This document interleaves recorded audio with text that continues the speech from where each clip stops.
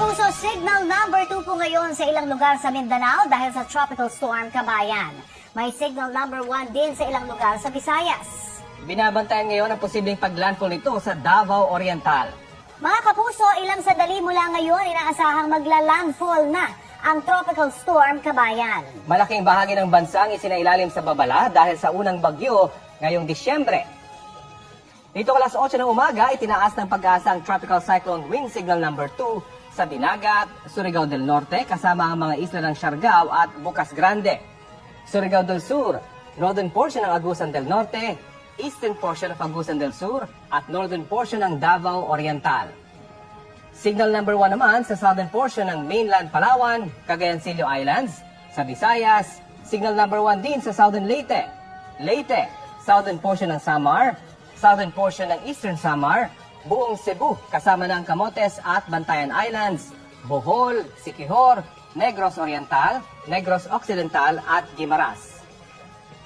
Signal number 1 din sa nalalabing bahagi ng Agusan Provinces, central portion ng Davao Oriental, buong Davao de Oro, Davao del Norte, Davao City, Camiguin, Misamis Oriental, Misamis Occidental, Bukidnon, Lanao del Norte, Lanao del Sur, northern portion ng Maguindanao del Norte, northern portion ng Cotabato, northern at central portion of Zamboanga del Norte, buong Zamboanga del Sur at Zamboanga Sibugay. Base po sa rainfall forecast ng Metro Weather, maulan ngayong araw sa halos buong Visayas at Mindanao. Posible po ang heavy to intense rains sa ilang lugar na maaaring magdulot ng baha o landslide.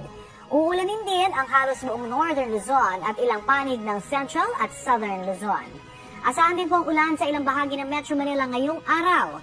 Maglalabas ng 11 a.m. bulletin mamaya ang pag-asa, kaya tutok lang po kayo dito sa Balitang Hali. Update tayo sa Bagyong Kabayan at mga lugar na nasa ilalim ng storm warning signal. Nakasalang po sa Balitang Hali si Pag-asa Assistant Weather Services Chief Chris Perez. Magandang umaga po sa inyo and welcome sa Balitang Hali. Magandang umaga, Connie, at Rafi, at sa lahat po natin mga taga-subaybay. Opo, nasaan na po yung eksaktong lokasyon ng Bagyong Kabayan sa mga oras na ito? Well, kaninang 9:30 po ng umaga, naglaan po na ang bagyong sa Kabayan dito sa may bandang Manay, Davao Oriental, no? At ito yung isang reason kung bakit from tropical storm sa ngayon ay tropical depression na lamang ito.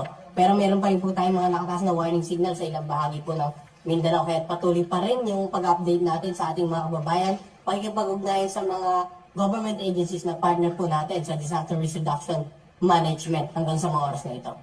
Pero kahit tropical depression, delikado pa rin po ito. At anong mga lugar yung isinailalim sa wind signals?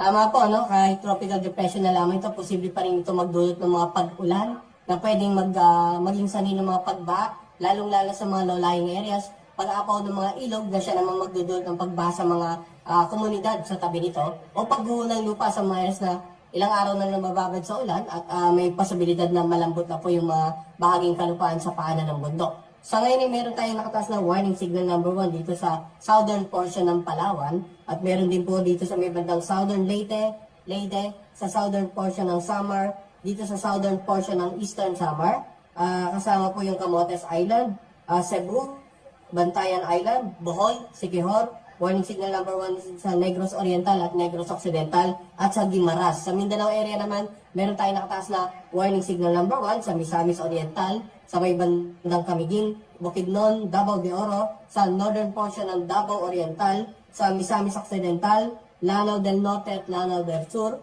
Warning signal number 1 din sa Davao del Norte, Davao City, sa northern portion ng Cotabato, sa northern portion ng Maguindanao, dito sa may bandang western and central portion ng Zamboanga del Norte, ganun din sa may bandang western and central portion ng Zamboanga del Sur, sa Zamboanga Sibugay, sa Dinagat Island, Surigao del Norte, Agusan del Norte, Surigao del Sur at Agusan del Sur.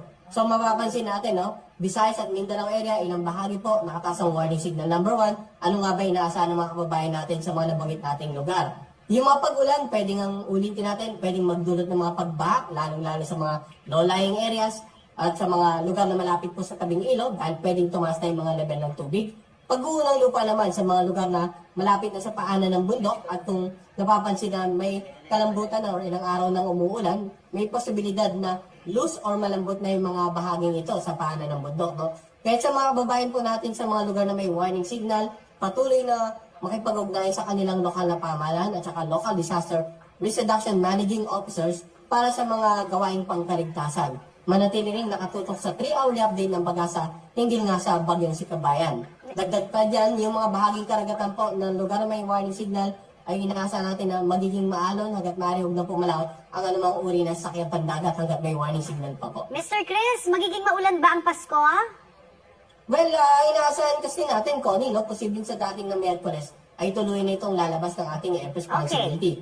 Pag nagkaganon ay iasahan natin yung gradual improvement of weather simula po bukas and then hanggang sa natitirang bahagi ng linggo nito. And hopefully, wala pa naman tayo nakikita magiging kasunod na bagyo pagkatapos itong bagyo Sikabayan. Ayan, thank you Lord. Maraming salamat, Chris Perez ng Pag-asa.